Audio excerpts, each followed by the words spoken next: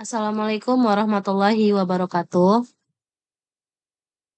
Perkenalkan kami dari kelompok 5 ingin mempresentasikan hasil kerja kami mengenai SDLC Prototype. Sebelum memulai presentasi ini, izinkan kami untuk memperkenalkan diri. Nama anggotanya ada Fuad Abdul Baki dengan NPM 2307051021. Ada Wahyu Surya Saputra dengan NPM 2307051025.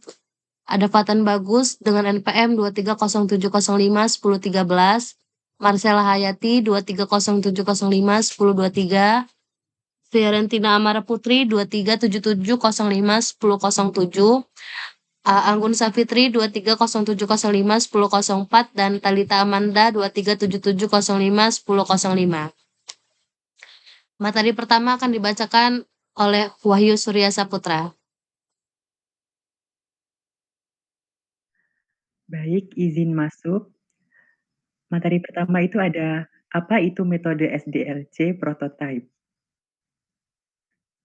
Metode prototype adalah metode yang memungkinkan pengguna atau user memiliki gambaran awal tentang perangkat lunak yang akan dikembangkan, serta pengguna dapat melakukan pengujian di awal sebelum perangkat lunak dirilis. Metode ini bertujuan untuk mengembangkan model menjadi perangkat lunak yang final. Artinya, sistem akan dikembangkan lebih cepat dan biaya yang dikeluarkan lebih rendah. Metode prototype ini memiliki tahap-tahap yang harus dilakukan dalam pengembangan perangkat lunak. Selanjutnya akan dijelaskan oleh Marcella Hayati. Lanjut ke pembahasan tahapan pengembangan dengan prototype. Di sini ada analisa, yaitu pengembangan melakukan identifikasi perangkat lunak dan semua kebutuhan sistem yang akan dibuat. Selanjutnya itu ada proses membuat prototipenya, yaitu merancang sementara yang berfokus pada alur program kepada pengguna. Terus ada evaluasi. Di sini untuk mengetahui apakah model prototipe ini sudah memenuhi syarat dan harapan. Kemudian yang terakhir itu ada mengkodekan sistem. Prototipe ini akan disetujui, maka akan diterjemahkan ke dalam bahasa pemrograman yang sesuai. Selanjutnya akan dibacakan oleh Fatan Merdino. Tahapan pengembangan dengan prototype. Pertama itu ada pengujian sistem. Setelah perangkat lunak sudah siap, perangkat lunak harus melewati pengujian. Pengujian ini biasanya dilakukan dengan white box testing, black box testing, dan lain-lain. Lalu berikutnya menggunakan sistem. Perangkat lunak yang telah diuji dan disetujui siap untuk digunakan. Lalu evaluasi sistem.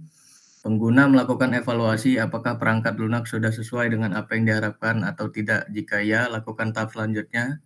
Jika tidak, ulangi tahap mengkodekan sistem dan pengujian sistem.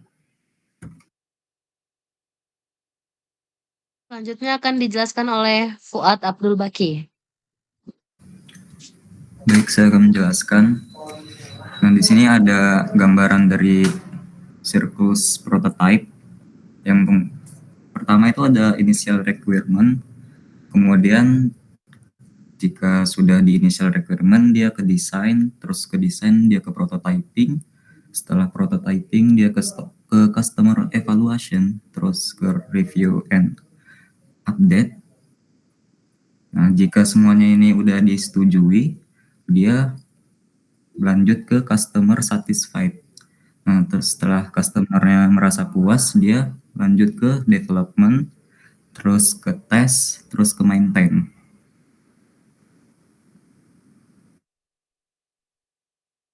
Selanjutnya akan dijelaskan oleh Talita Amanda.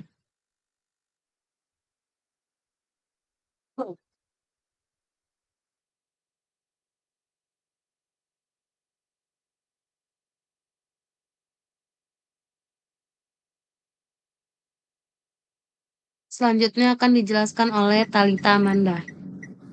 Jadi kelebihan menggunakan prototype dapat menghemat waktu dan biaya pengembangan produk. Yang pertama adalah kamu dapat menekan biaya dan menghemat waktu dalam proses pengembangan produk. Dengan begitu, sumber daya yang tersisa dapat dialokasikan untuk kebutuhan yang lain. Selanjutnya, dapat mengetahui kebutuhan pengguna terlebih dahulu. Manfaat yang kedua yaitu dengan memanfaatkan sistem prototyping, kamu dapat mengetahui kebutuhan pengguna terlebih dahulu, sehingga kamu dan timmu dapat mengetahui apa saja prioritas dan kebutuhan pengguna. Dengan begitu, proses pengembang produk akan berlangsung lebih cepat. Selanjutnya akan dijelaskan oleh Fiorentina.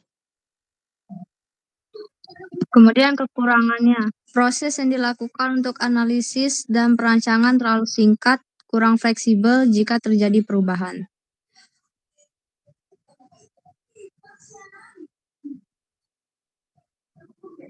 Kesimpulan dari metode SDLC prototype, metode ini memungkinkan pengguna untuk mendapat gambaran awal tentang perangkat lunak yang akan dikembangkan dan melakukan pengujian sebelum perangkat lunak dirilis.